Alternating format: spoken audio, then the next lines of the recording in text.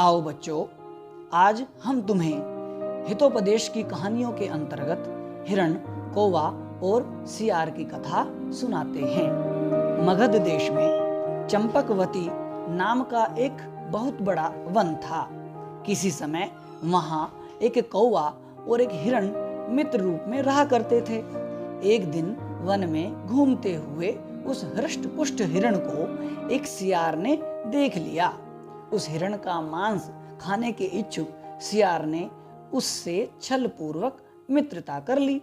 सायंकाल हिरण उस सियार को लेकर अपने निवास स्थान पर आया और अपने मित्र कौवे से कहा कि यह सियार हम लोगों से मित्रता करना चाहता है। इस पर कौवे ने कहा, अज्ञात कुल शील वालों से मित्रता नहीं करनी चाहिए, अतः इसको यहाँ आश्रय देना और मित्र बनाना ठीक नहीं है। इस पर सियार ने क्रोधपूर्वक कौवे से कहा कि मित्रता से पूर्व तुम भी तो इस हिरण के कुलशील को नहीं जानते थे, फिर इससे तुम्हारा लगातार प्रेम क्यों बढ़ता जा रहा है? फिर अपना पराया का भाव तो क्षुद्र बुद्धि वाले रखते हैं, उदार बुद्धि वालों के लिए तो समस्त पृथ्वी ही कुटुंब होता है।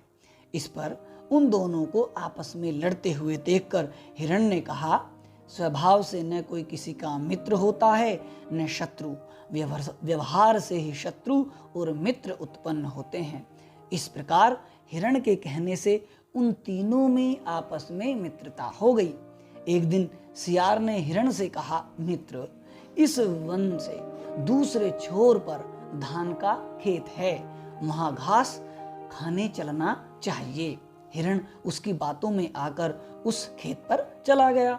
खेत के मालिक ने फसल का नुकसान देखकर तथा वहां हिरण के चिन्ह देखकर खेत में जाल बिछा दिया।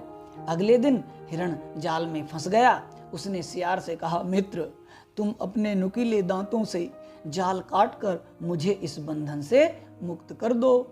सियार ने कहा, मित्र, आज रविवार है, मैं उपवास पर हूँ, अतः चमड़े के तंतुओं से बने इस जाल को दांतों से स्पर्श नहीं कर सकता। कल प्रातः खेत के मालिक के आने से पूर्व मैं इस जाल को काट दूंगा। उधर देर रात तक हिरण के वापस न आने पर कौवे को चिंता होने लगी।